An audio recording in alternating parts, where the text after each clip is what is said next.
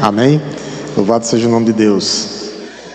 Meus irmãos, nós continuamos na nossa caminhada em Hebreus. Nós estamos no último capítulo, Hebreus 13, perdão. Hebreus 13. Os irmãos já estavam procurando Hebreus 19. Era uma pegadinha para ver se os irmãos estavam ligados. Hebreus 13, do verso 7 ao verso 9. O nosso foco hoje é o verso 8 e 9, porque nós falamos sobre o verso 7. Mas eu gostaria de ler os dois ímpares e que a amada igreja lesse o par. Nós estamos com esse tema para a gente terminar e finalizar. Vida espiritual em comunidade, parte 2. A gente começou, só conseguiu ir até o verso 8. Hoje o nosso foco é no verso 8 e 9, para a gente encerrar essa perícope aqui, em nome de Jesus. Estamos falando sobre vida espiritual em comunidade, esse é o tema. Eu gostaria de ler os dois ímpares e que a amada igreja lesse o par. A palavra de Deus diz assim: lembrem-se dos seus líderes, os quais pregaram a palavra de Deus a vocês, e considerando atentamente o fim da vida deles, imitem a fé que tiveram, mesmo a fé que tiveram.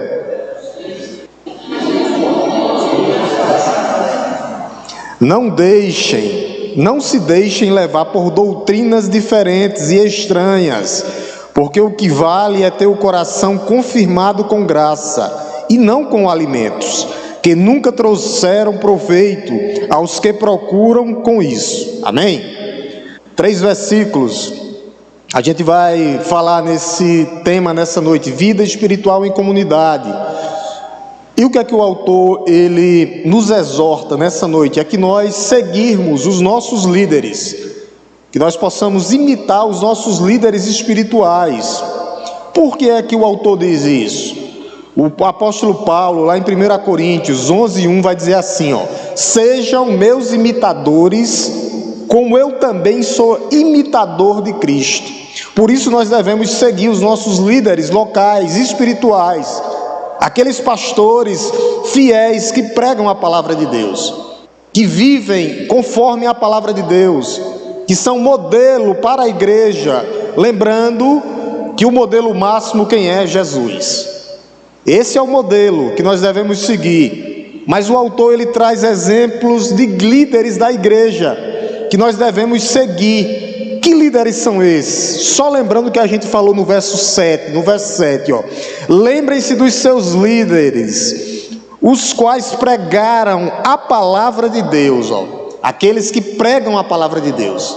Nós somos seus imitadores, aqueles que ensinaram o povo de Deus, como Paulo foi imitador de Cristo. Os seus líderes que passaram por essa igreja, lembrem-se dos seus líderes. A palavra líder aqui no grego, quando ele diz lembrem-se dos seus líderes, a palavra líderes aqui no grego é guias.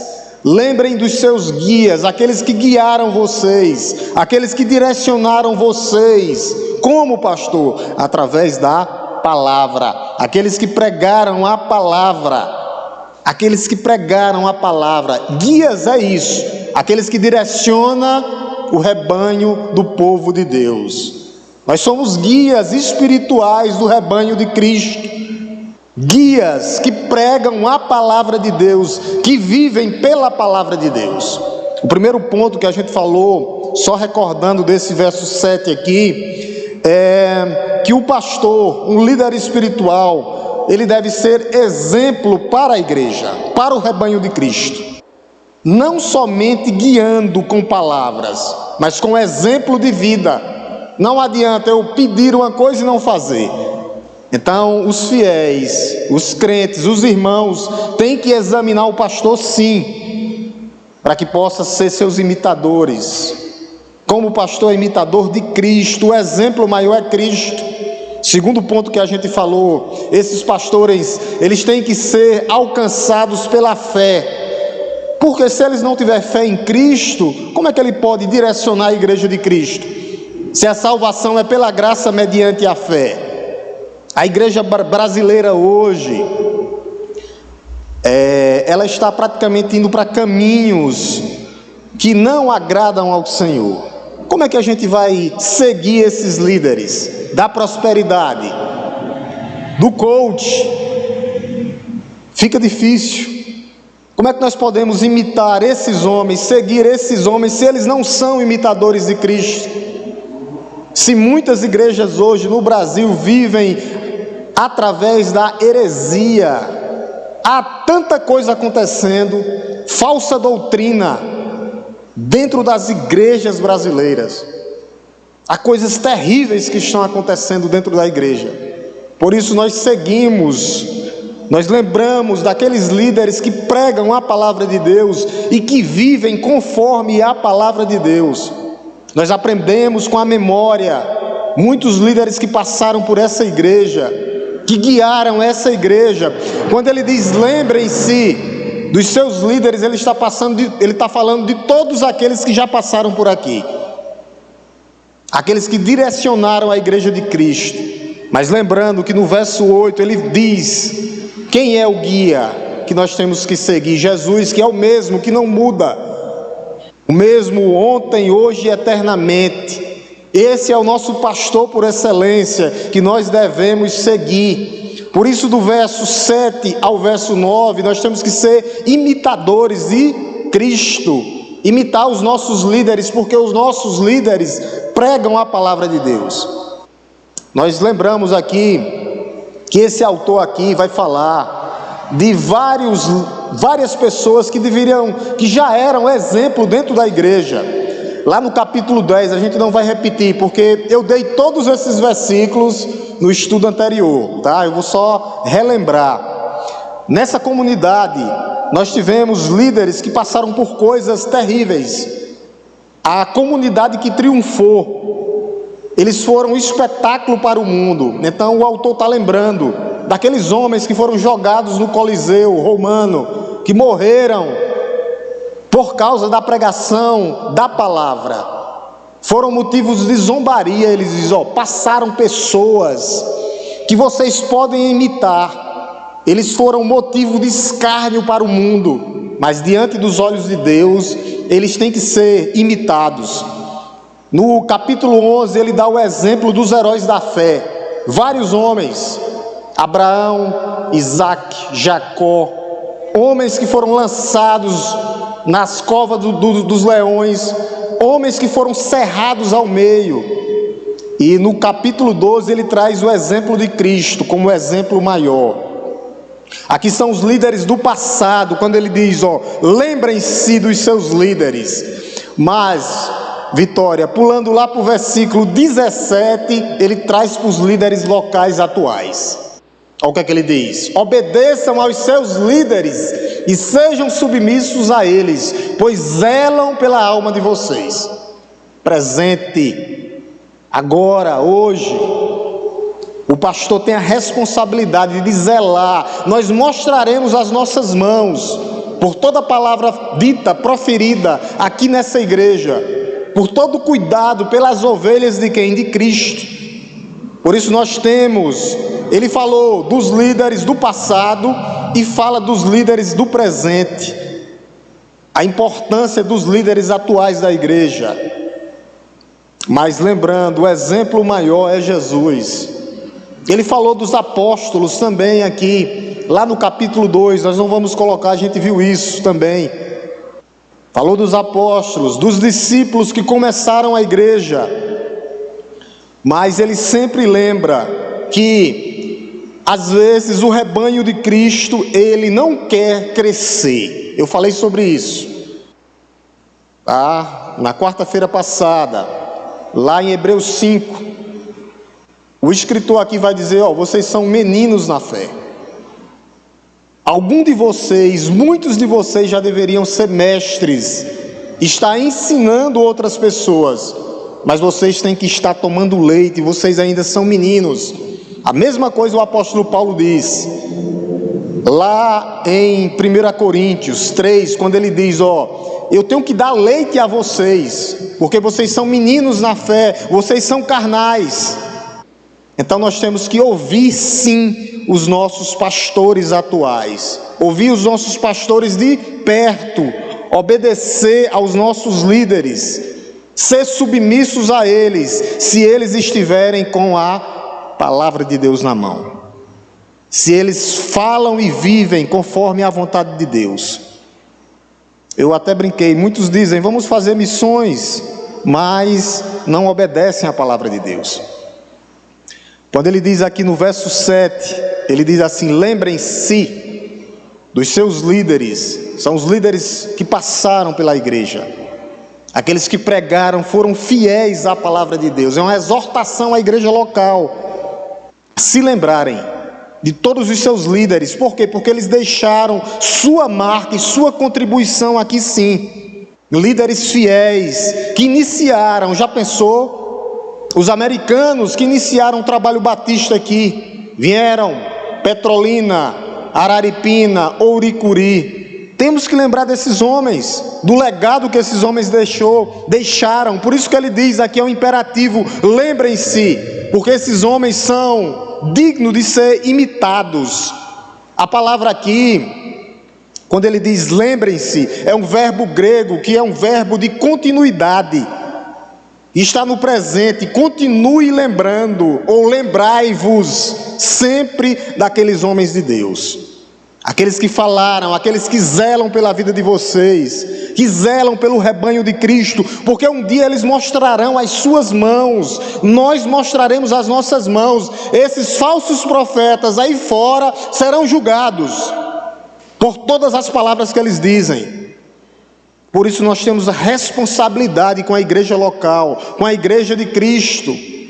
Lembrem-se dos seus pastores, lembrem-se dos seus líderes, que foram fiéis à igreja, que foram fiéis à palavra de Deus. O apóstolo Paulo diz que nós, pastores, falamos da parte de Cristo, e através, como se fosse o próprio Cristo falando através de nós. Olha a responsabilidade. Nós mostraremos as nossas mãos, nós vamos prestar conta com o próprio Deus. Falamos da parte de Deus como responsabilidade, está lá, eu quero ler isso aqui, tá? Para ver a responsabilidade que é de um pastor de uma igreja. Ele mostrará as suas mãos. Vitória, coloca aí para mim, por favor, 2 Coríntios 5, 20. 2 Coríntios 20, olha o que é que ele diz: portanto somos embaixadores, ele está falando aqui dos pastores, em nome de Cristo, olha a responsabilidade do pastor, como se Deus exortasse por meio de nós, em nome de Cristo, pois pedimos que vocês se reconciliem com Deus. Essa é a responsabilidade do pastor, ele fala como embaixador do rei aqui na terra. Nós não podemos aumentar, tirar, diminuir nem diluir. O que é que o embaixador faz? Dá e entrega a mensagem do rei, só isso. Não aumentamos, não tiramos, não diluímos, não, entregamos da mesma forma que foi entregue a nós. Essa é a responsabilidade do pastor. Ai daqueles que diluem, ai daqueles que tiram. Por isso é um imperativo, lembrem-se dos seus pastores, considerem o modo de vida deles, como foi que eles viveram, o tempo que eles passaram aqui. Perfeitos não, mas não tiraram nada, não incluíram nada, porque o apóstolo Paulo diz: maldito seja aquele que tirar ou colocar alguma coisa dessa palavra. Por isso nós precisamos lembrar deles, como eles viveram, dedicaram seu tempo às ovelhas de Cristo, dedicaram as suas vidas, às vezes saíram lá do Recife ou lá dos Estados Unidos para vir para cá. Por isso aqui são 3 estágios, tá? A gente falou sobre isso também. Olha o que é que ele diz no verso 7, voltando lá, Camila, verso 7, Hebreus 13, 7, ele diz, ó, lembrem-se, aí ele vai dizer mais na frente, os quais pregaram a palavra de Deus, ó, considerando, lembrem-se, considerem e imitem. É isso, 3 estágios. Nós temos que lembrar deles, considerar o que eles fizeram por nós e imitá-los. No processo do dia a dia do discipulado faz parte. O principal que o discípulo faz é o quê? Ouvir a voz do Mestre, através da palavra, o que Cristo passou para nós, e depois nós colocamos na mente.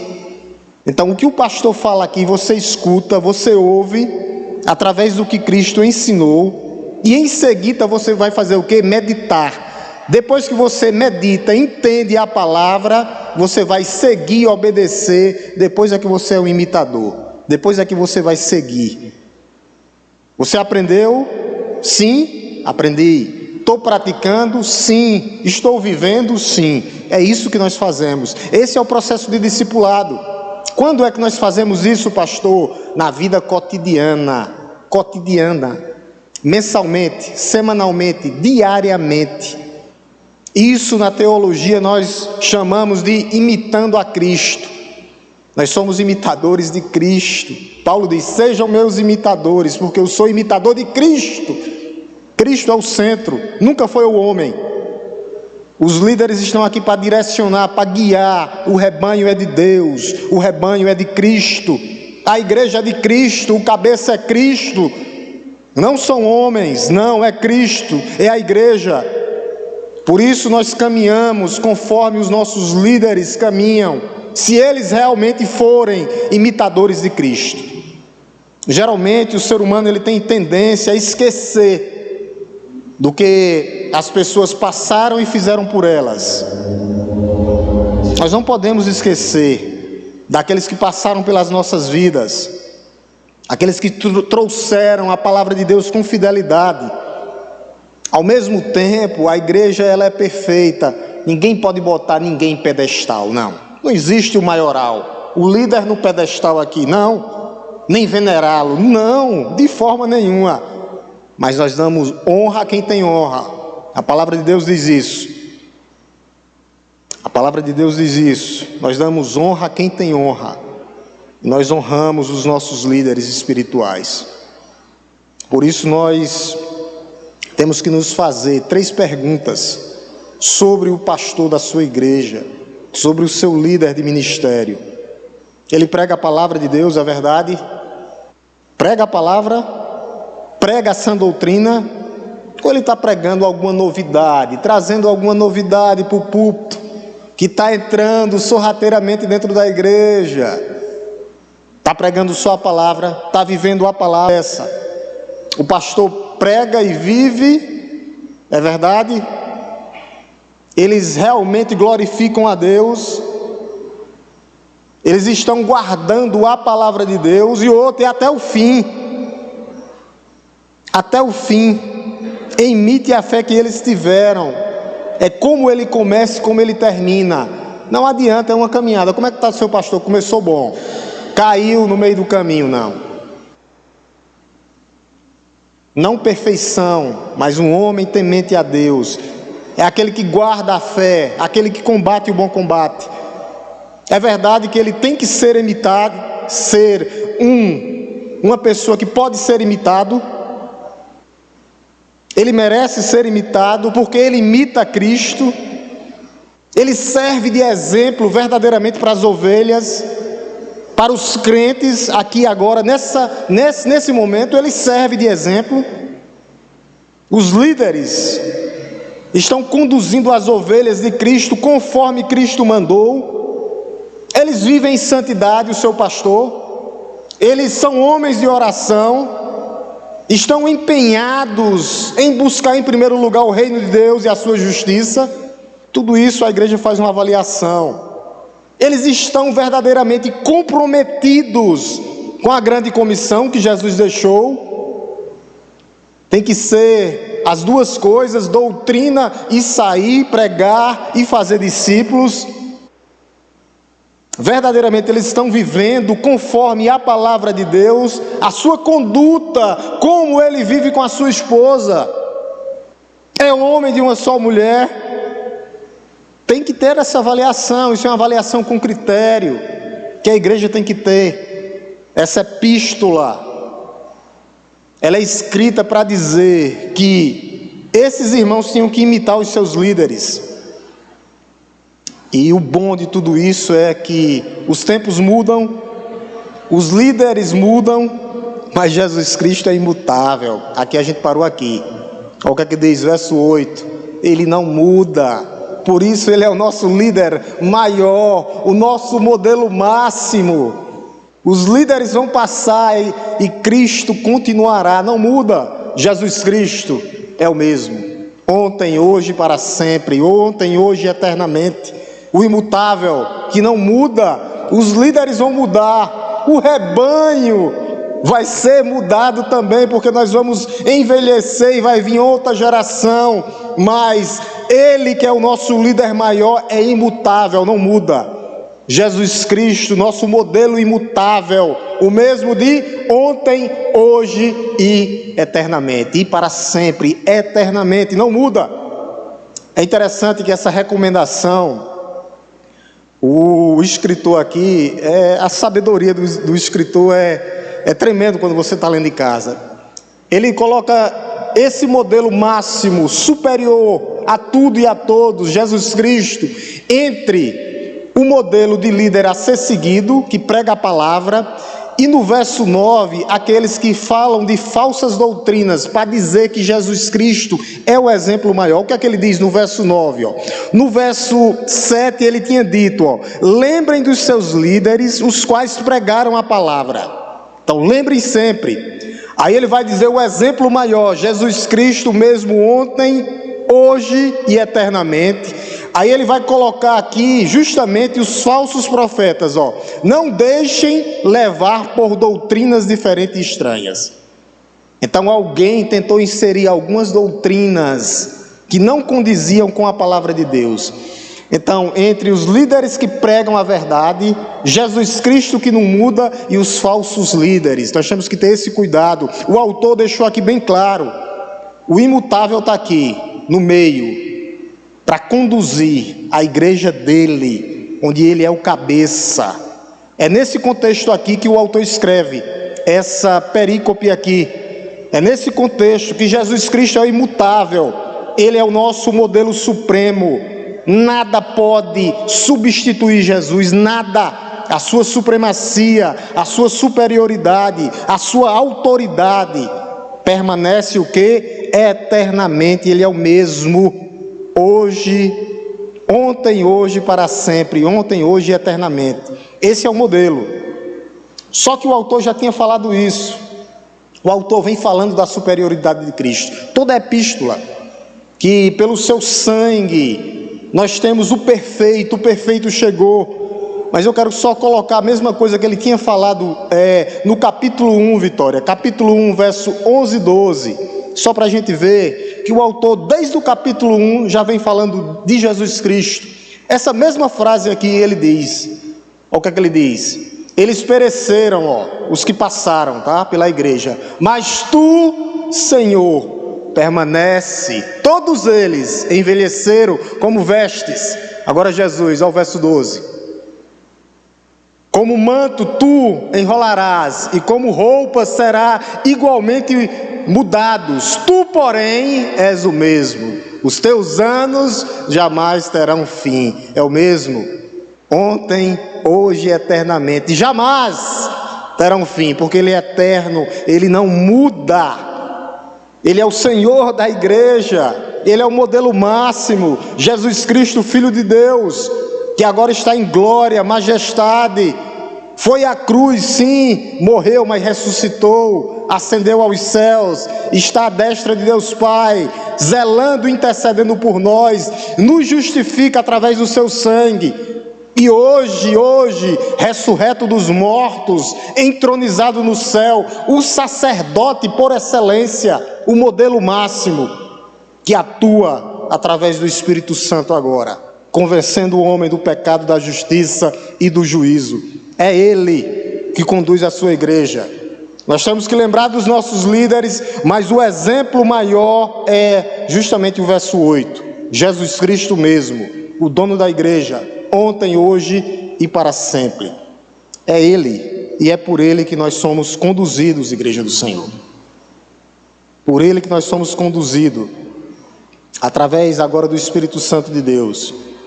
O futuro é completamente conhecido por Ele. Ele voltará e na sua segunda vinda Ele buscará a sua igreja. É isso que acontece. Ele é o nosso líder superior, a quem nós devemos ser seus imitadores. Por isso nós temos que imitar aqueles líderes que pregam a palavra de Deus. Qual o tema que o seu pastor está trazendo para a igreja? É Jesus? Jesus Cristo é o centro? Jesus Cristo é o cerne? Jesus Cristo é aquele que conduz a igreja como cabeça? Se for, você deve imitá-lo. Se não for, não imite. Não imite. Porque Jesus não muda. É o imutável, o eterno, que conduzirá a sua igreja. Por isso nós anunciamos Cristo vivo e não morto. Ele vive e reina para todo sempre. Esteve no passado eternamente, continua imutável no presente e permanecerá o mesmo para todo sempre. O nome dele é Jesus Cristo, nosso Senhor. Por isso a igreja tem que ser fiel a Ele. E os pastores têm que ser fiéis e os obreiros à palavra de Deus. Somente isso. Somente isso. Jesus Cristo, é para Ele que você deve olhar. Ele é o bom pastor por excelência, que cuida da sua igreja. Ele é o supremo pastor que voltará para buscar a sua igreja. Os líderes da igreja são transitórios. Eles vêm, vão, chegam, passam. Muitos já passaram por aqui, já morreram.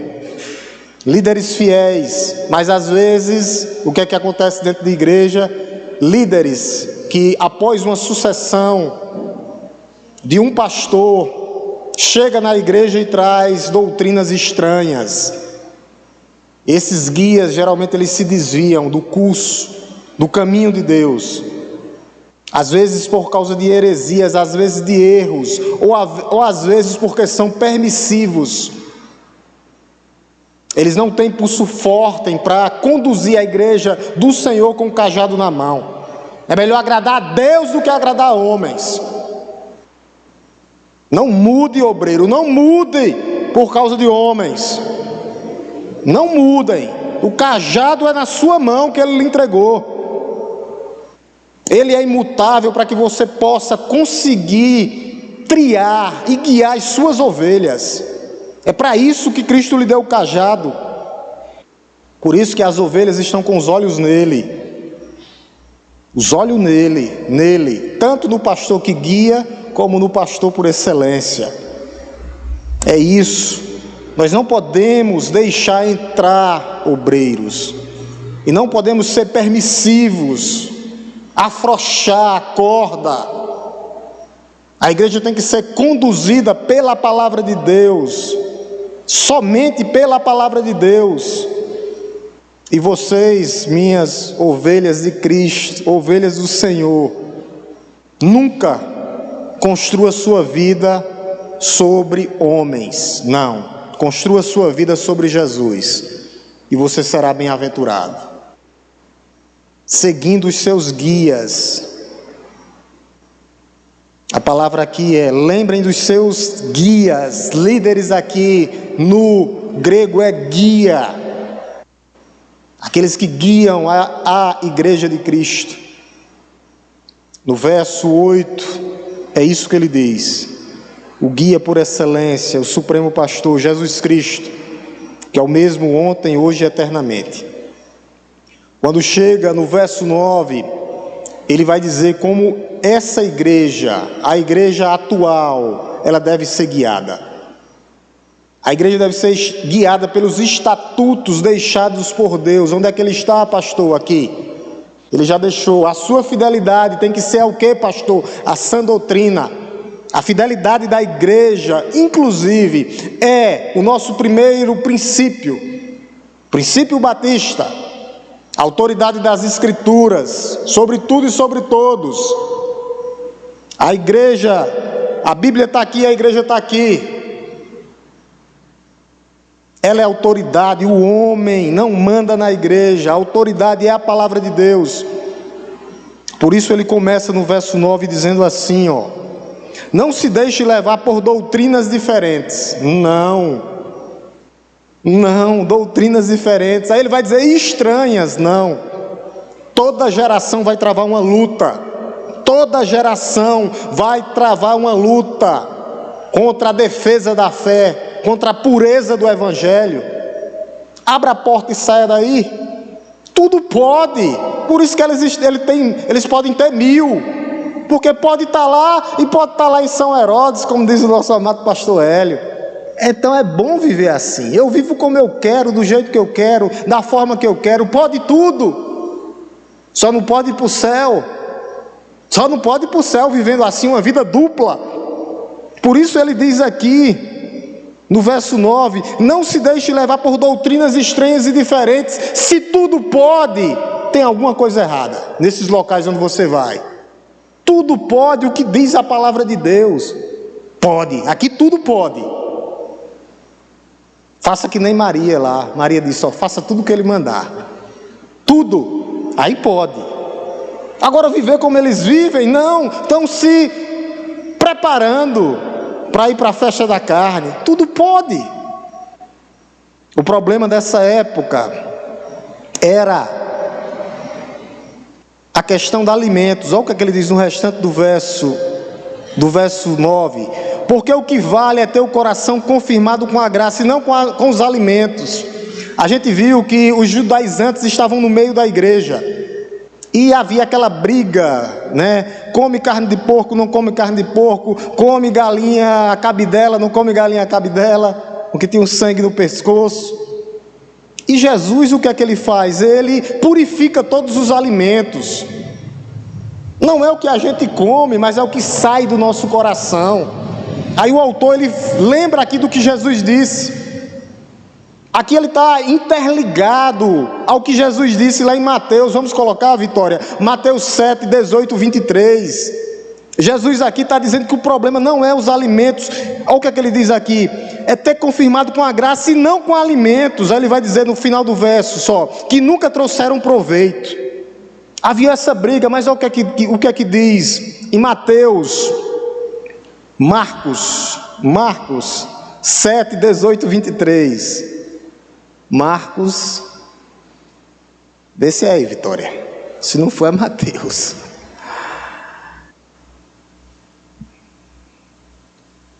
Se não for, a gente vai para a Bíblia. Marcos, vamos lá, igreja. Deu uma travadazinha aqui. Abra sua Bíblia em Marcos.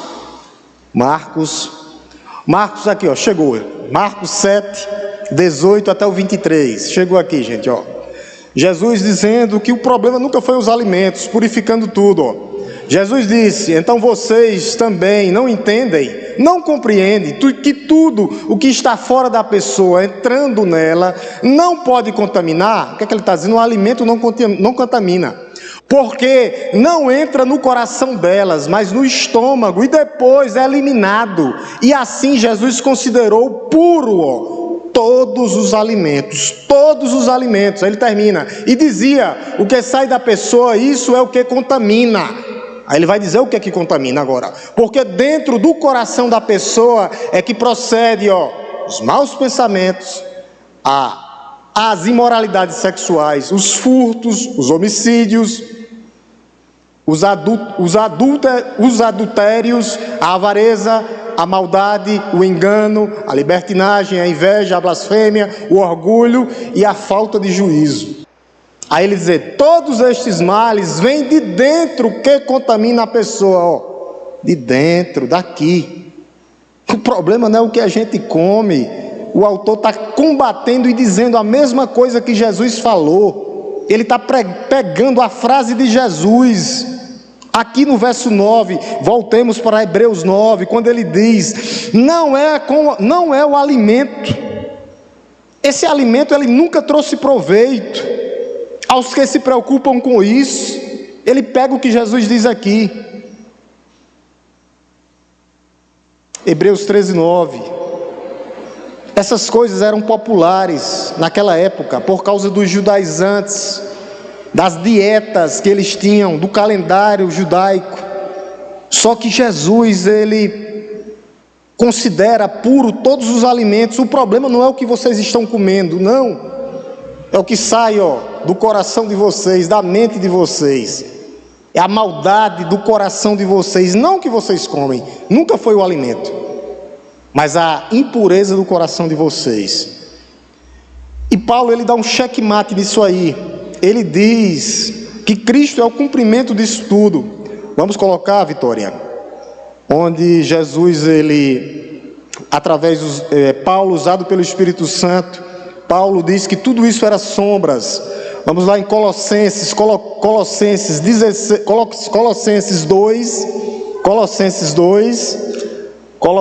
2, do 16 ao 23, Vitória. Do 16 ao 23. Olha o que é que diz. Portanto, que ninguém julgue vocês por causa, ele já vai eliminando, comida e bebida, ou dia de festa, porque existia a festa dos tabernáculos, festa da Páscoa, ou de lua nova, o sábado aqui. Volta só um pouquinho, Vitória. 16. Ou sábado, Jesus é o cumprimento do sábado, está aqui. Ou sábado. Aí ele continua, verso 17. Por quê, tá? Porque tudo isso tem sido o quê? Sombra das coisas que haviam de vir, porém o corpo é de Cristo. Cristo é o cumprimento, é isso que ele está dizendo. Verso 18, Vitória. Não deixe que ninguém se faça de árbitro, de juiz sobre vocês, para desqualificar vocês, com pretexto de humildade e culto aos anjos, baseando-se, as visões estão eliminadas também, tá? Não vai dizer eu vi, não, eu sonhei, não, aqui, ou visões, estando cheio de orgulhos, sem motivo algum na sua mente carnal. Quem vive por isso é carnal, é menino na fé. Continua, Vitória, verso 19. E não retendo a cabeça, que é Cristo, a partir do qual todo o corpo, suprido e bem vinculado por todas juntas ligamentos, cresce o crescimento que vem de Deus. Versículo 20. Se vocês morreram com Cristo para os rudimentos, ficou tudo para trás. Rudimentos, os rudimentos do mundo, porque se sujeitam às regras como se ainda vivessem no mundo. Quem vive assim é mundano. Verso 21, Vitória. Não toque nisso, não coma aquilo, não coma disso, nem pegue naquilo. Verso 22. Todas essas coisas se destroem com o uso, são preceitos e doutrinas de quê? De homens, não de Deus. E ele fecha no verso 23. De fato, essas coisas têm aparência, só aparência, de sabedoria, ao promoverem um culto que as pessoas inventam. Não existia mais. Jesus é o cumprimento. Falsa humildade e tratamento austero do corpo, mas elas não têm valor algum. Não, o dia de sábado foi cumprido. Não, as festas foram cumpridas, todas elas na luta contra as inclinações da carne. Quem vive assim é carnal, não os espirituais vivem por fé. Eu não preciso ver, eu preciso crer, eu não preciso de nada disso. O que eu preciso é de Cristo. Era assim que esses falsos mestres estavam dentro da igreja, falando de quê? Da saturada heresia da abstinência de comidas, de alimentos, como condição para a santificação.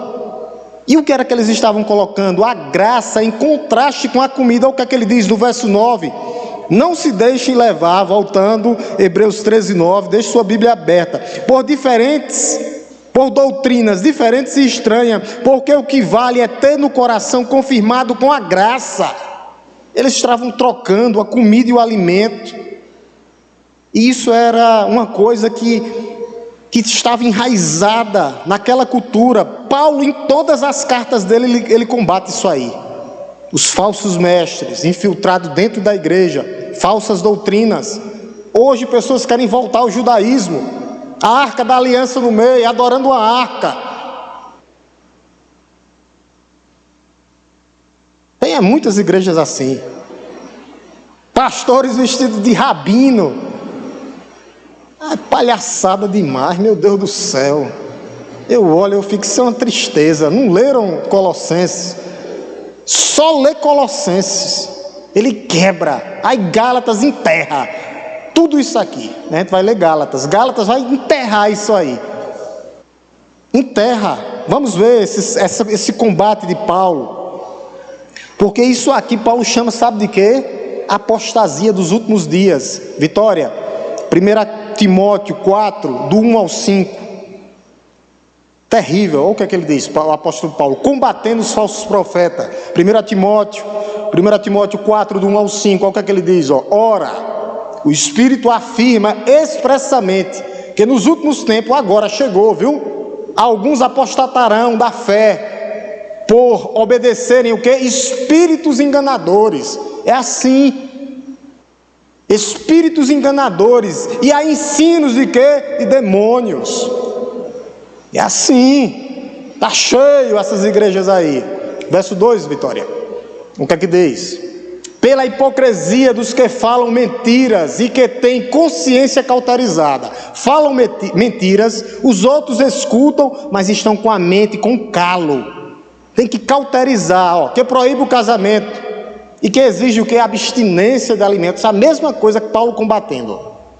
Abstinência de não case. Não case não. Aí Paulo diz, hipócritas. Abstinência, proíbe o casamento e exige a abstinência de alimentos que Deus criou para serem recebidos com gratidão. O casamento é bênção de Deus. Aí os sacerdotes aí não casam. Como é que pode isso aqui? Vão contra a palavra de Deus. Pelos que creem e conhecem a verdade. Verso 4, Vitória. Verso 4, Vitória. Pois tudo o que Deus criou é bom, e se recebido com gratidão, nada é recusável. Verso 5 para a gente fechar. Porque é santificado pela palavra de Deus e pela oração. É assim que nós somos santificados e vivemos em santidade. Palavra e oração. Palavra e oração. O passarinho de duas asas. Palavra, oração, as duas asas da vida do crente. Não comida, não alimentos, não festas, não há abstinência do casamento, não. Por isso eles estavam, o coração deles, era isso aqui que ele diz, voltando lá, verso 9, tá? Porque o que vale é ter o coração confirmado com graça, é a graça de Deus, é a graça de Deus. O que vale é ter o coração confirmado pela graça, não esse monte de coisas que Cristo cumpriu, a dependência de Deus. O fundamento é a graça, não alimentos. O autor está convencido aqui que a fortaleza do homem é a graça divina que nos alcançou. Qualquer outra coisa que seja comida, alimento, vai entrar pelo estômago e depois sair por lugares escusos, como diz Jesus. A comida, Jesus disse que é para o alimento, é para o estômago, perdão. A gente pode ficar fortinho aqui, comendo, né? Serve para nos manter, mas o fortalecimento espiritual é graça. Graça, somente a graça, é ela que fortalece o coração. Olha lá, porque o que vale é ter o coração confirmado com graça. Graça, a graça de Deus. Esse é o centro vital para o ser humano viver espiritualmente. O centro vital da personalidade do homem, a fonte da conduta e da moral do crente, está na graça que nos alcançou, e ela é melhor do que a vida. A graça de Deus é melhor do que a vida, vocês sabiam disso? Vamos botar a Vitória aí? Salmo 63, 3. Salmo 63, 3. Salmo 63, 3. Porque a tua graça é melhor do que a vida, os meus lábios te louvam. A graça de Deus é melhor do que a vida. Por quê, pastor? Porque através da graça de Deus nós vamos para a eternidade, imortalidade juntamente com Cristo. A graça de Deus é melhor do que a vida. A graça de Deus, nós nos gloriamos nisso. Na graça. Na graça. Por isso que Jesus disse para Paulo: a minha graça te basta. Te basta. Através da graça. A graça de Deus que atua na vida do seu povo, que nos dá capacidade de fazer coisas boas. Que essa graça que nos alcança faz com que nós lutemos contra o pecado que ainda habita em nós. E ela faz muito mais. Ela nos salva. Efésios 2, 8, do 8 ao 10.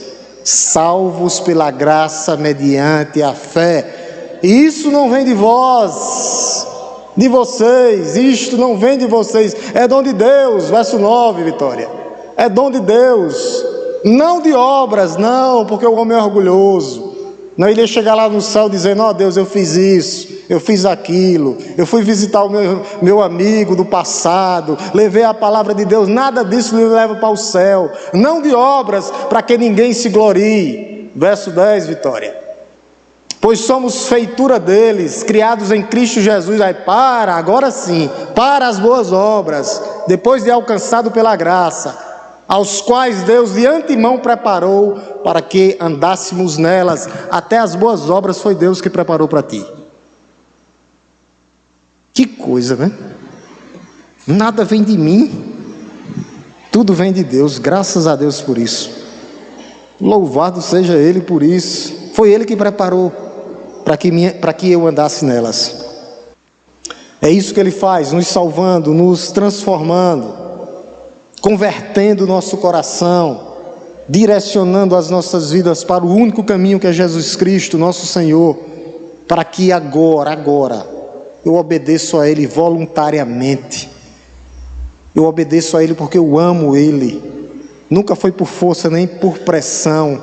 Ele agora tem e me dá todo o perdão de pecados.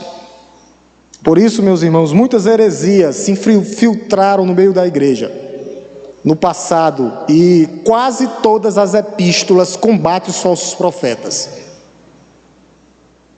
para que nós vivemos pela graça. Havia o legalismo, né? O legalismo que ainda existe hoje. Pessoas que acreditam que regras individuais podem levar o ser humano à salvação. Não pode. Somente a graça de Deus. O asceticismo é o preceito moral para ter a salvação. Eles buscam a perfeição através da moralidade deles. Nunca vão ser. O sincretismo, que mantém as características típicas de doutrinas como base. Rituais que aconteciam no Antigo Testamento. Superstições, processos de ideologias, vãs filosofias, a cultura, os objetos, tudo está envolvido com essas três coisas. Hoje, novas heresias têm se tornado um ninho dentro da igreja. É o ninho de cobra entrado no meio da igreja. Liberalismo, ecumenismo, as misturas de igrejas, o misticismo, a teologia da libertação, a teologia da prosperidade, a teologia da confissão positivista. Tu pode tudo, pode viver lá no São João, ir para a igreja e depois está tudo normal.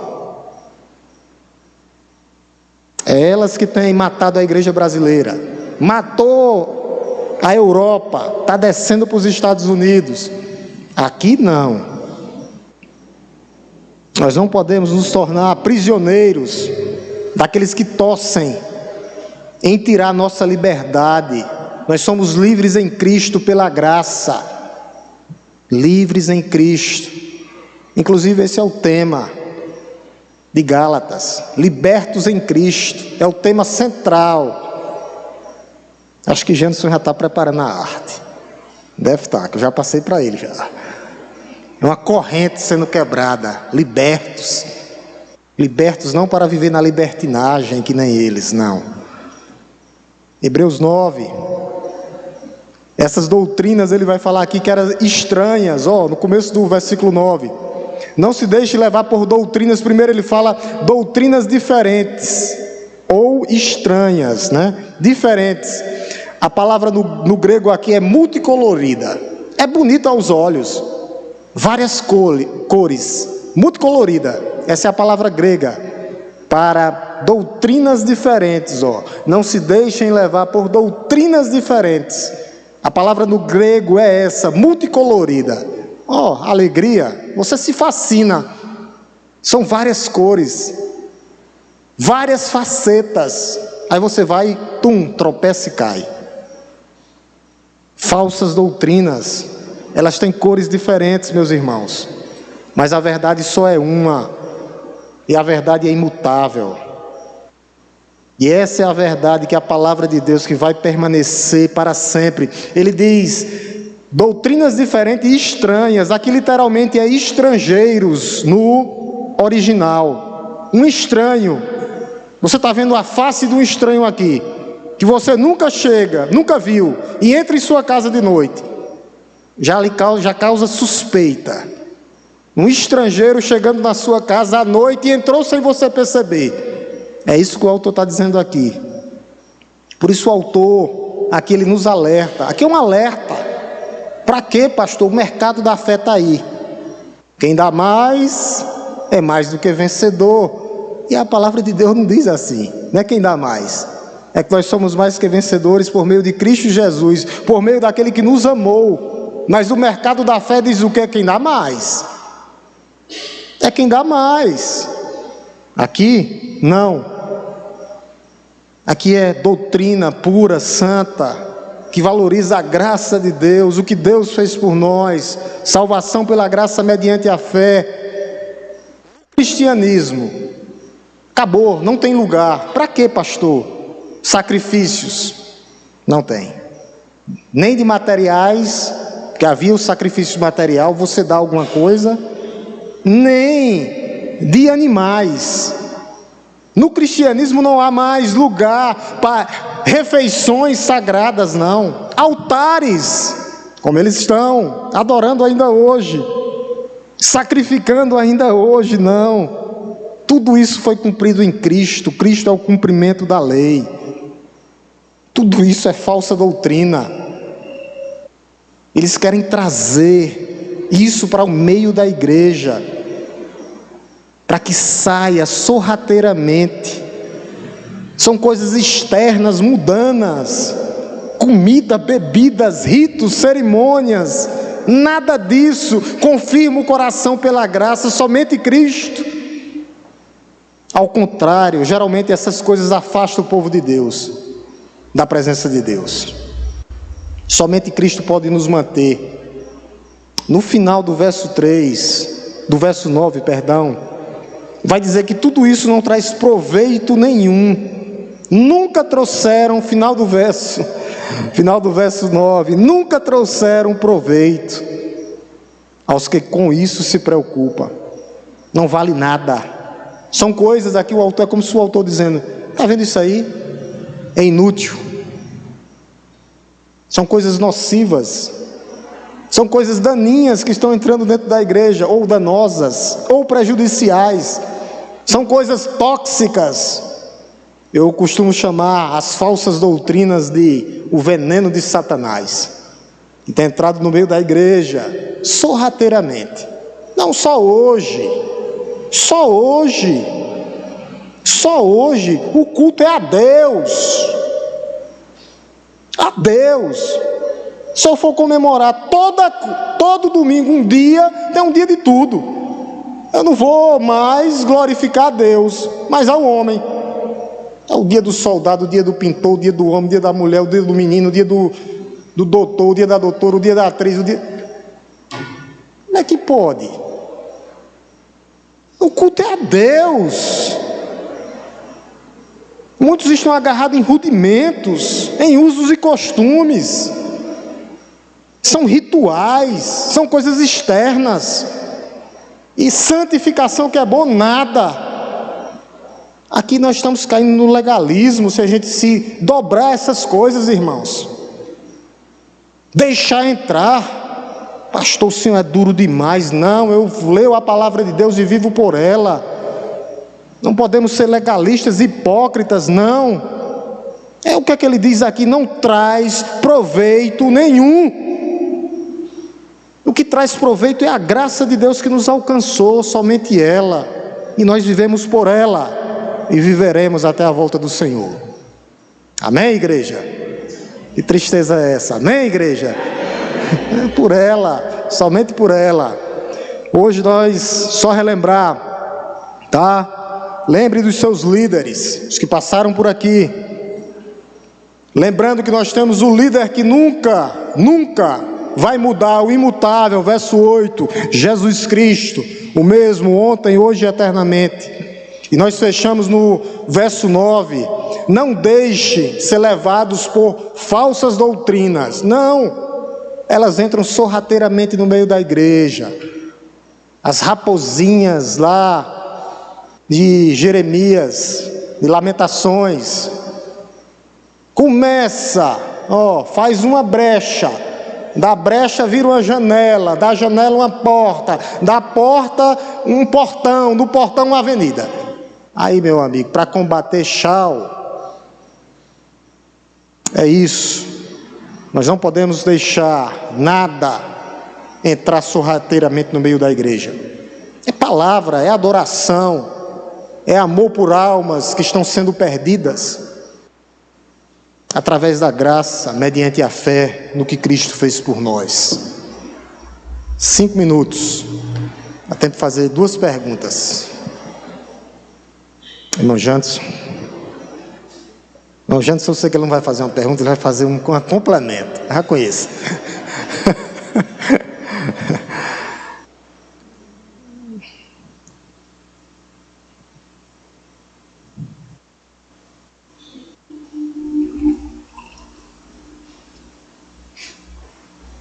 Brincadeira, irmão Janderson, só pode ficar à vontade. Se eu não souber, irmão, aí está aí, preparado. Vai ser uma pergunta complemento.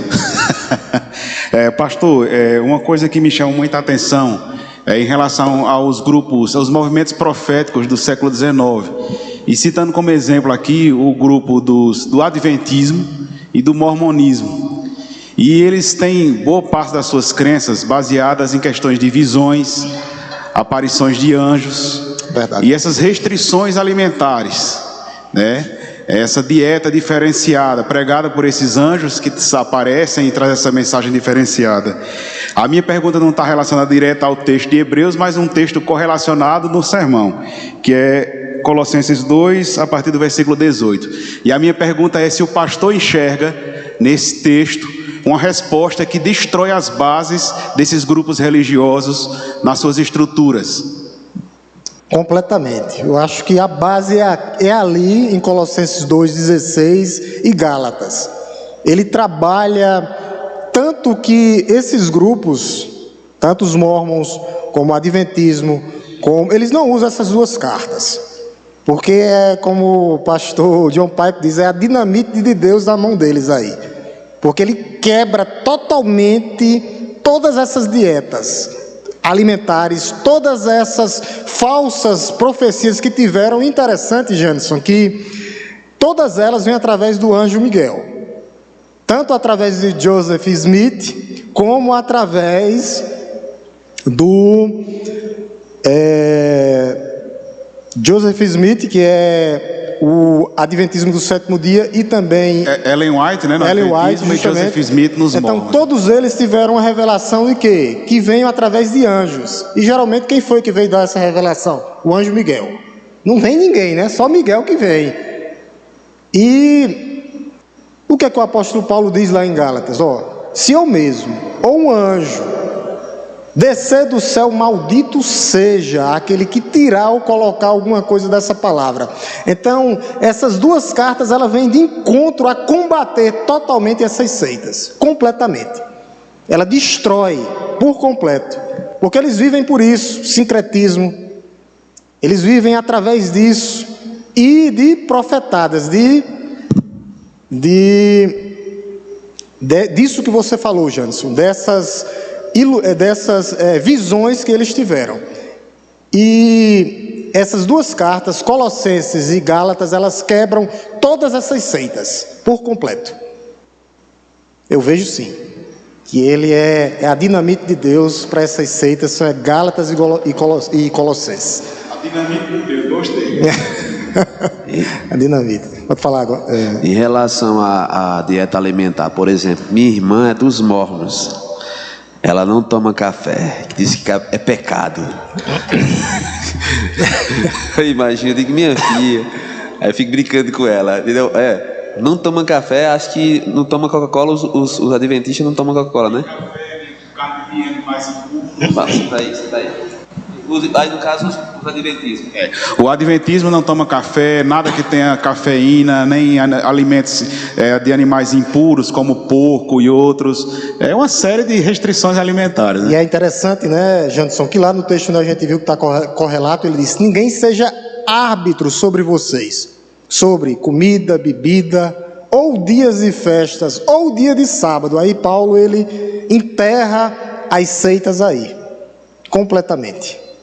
Mais alguma pergunta, irmão Ayrton? Vamos lá, irmão. Hoje está bom, viu? Nunca mais teve, hoje teve de... Não, falar sobre os mormons. Quando eu tinha uns 20 anos, eu estava em Recife, e tinha a igreja dos mormons. Eu morava ali na Boa Vista, e a gente tinha um time de futebol, com o pessoal aqui de Araripina, que estudava lá. E como lá ela tinha uma estrutura muito boa, o colégio era de frente a Souza Cruz, prédio muito grande, estrutura, bancada pelos americanos. E a gente ia por dois motivos na igreja dos mormons: para jogar bola e olhar as meninas que estavam lá, que as meninas eram muito bonitas, tudo americana, né? Aí... cheio de boa intenção, era. Aí num dia a gente foi, teve um velório. Aí quando a gente entrou no velório, aí foram falar sobre José Smith. Eu não sabia nem que José Smith, eu pensava que José Smith era um poeta, uma pessoa assim, eu não sabia nada. E aí ouvindo aquilo e não sabia. Depois já com evangélico aqui, através de algum ensinamento de pastor Hélio, que ele foi explicar a mim quem era José Smith, que foi através dele, onde apareceu a ele, e ele foi a fundação dos mormons. E morava comigo Avelar. Avelar depois foi ser colega meu que trabalhou no Bandep aqui, e ele começou um namoro lá com uma mormon, e ela tinha uma estrutura. E ele, com segundas intenções para casar, entrou na religião. E nós observando ele. Ele aí foi proibido tomar café. Era bom para a gente porque rendia mais. Nós estudantes, ele não tomava café, nós tomávamos o café dele. Lá. Nós era estudante, né? E não tomava Coca-Cola. Mas o negócio não prosseguiu muito, não. Voltando para o Ellen White, eu tenho visto muitos... E já foi dito até por ele, Janderson tem muito conhecimento, porque passou muito tempo na igreja lá, e eles chegaram, hoje tem deles lá dos adventistas, que não entendem, já tem uns mais sérios, que não entendem que o Ellen White era uma profetisa inspirada por Deus. Não, ele era uma mulher de um conhecimento, ela tinha um conhecimento, o marido dela tinha um conhecimento, né? Tem algumas frases dela que é interessante, de conselhos assim, mas nada espiritual, né? Então eu já ouvi falar muito sobre o Ellen White, pouco sobre José Smith, e lembro bem dessas duas ocasiões dos mormons e dos adventistas, né? Irmão, só uma parte, o que é que eles estão fazendo agora? Isso é marketing. Janderson sabe disso. O que é que eles fazem? nem na TV eles estão mais falando e nem mais pessoalmente, mas lá dentro, se não seguir a cartilha de Ellen White, você é colocado para fora. Ele é a isca. Quando joga, aí tem que entrar. E nós esquecemos de dizer também, o islamismo, a Maomé também foi anjo também. Isso. Um anjo apareceu a Maomé, né? Que o pessoal, Miguel também, viu? Que eles querem comparar Maomé na mesma equivalência de Jesus Cristo, né? Porque da religião que eles fundaram. Mas tudo anjo, né? Tudo anjo e que não se confia. Existe o anjo que vem dar o recado como veio e deu a Maria. Maria, você vai ter um filho e foi confirmado que é Jesus, o Salvador, que no grego é Josué e etc. E foi tudo confirmado, o menino nasceu, o Pai da eternidade e tudo confirmado. Aí sim os anjos trabalham, os serafins, os querubins, e ainda hoje ele pode até estar trabalhando, nunca mais eles aparecer por aí, mas pode ser que qualquer momento ele esteja aparecendo, né? Depende do uso de Deus, depende da vontade de Deus, né? Às vezes eles pode acontecer dele aparecer aí com um propósito, mas não é exceção. Por via de regra eles apareceram muito, porque hoje não precisa muito eles aparecer, porque a palavra já está aqui no seguimento, mas a não ser que Deus tinha propósito naqueles lugares, como está acontecendo na China, que é proibido, na Coreia do Norte, que é proibida a Bíblia. Aí eu acho que Deus usa ainda sonhos e anjos, de acordo com os seus propósitos, mas não é regra, são as exceções, né? Só isso. Amém, irmão. Vamos orar em nome de Jesus, gente? Curvemos nossas cabeças e oremos em nome de Jesus. Te louvamos, Deus Todo-Poderoso, Criador dos céus e da terra. Te bendizemos nessa noite e já te agradecemos, ó Deus, pelo teu amor, pela tua graça, pelas tuas misericórdias, ó Pai, que se renovaram essa manhã. Obrigado, Senhor, meu Deus meu, pelo que o Senhor vem fazendo no meio do teu povo, no meio da tua igreja. O Senhor vem conduzindo a tua igreja com teu braço forte, com a tua destra fiel.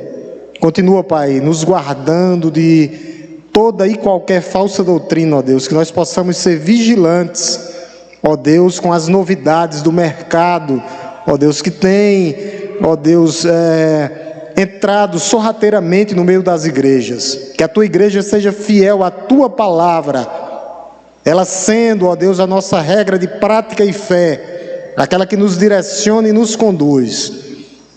Nos fortalece, ó Deus, dia a dia, para que nós possamos viver conforme a tua vontade e o teu querer. Nos conduz, ó Deus, no restante dessa semana que te pertence, que seja um restante de semana abençoada e abençoadora, ó Deus. Nos leve em paz para os nossos lares, no nome santo e poderoso de Jesus.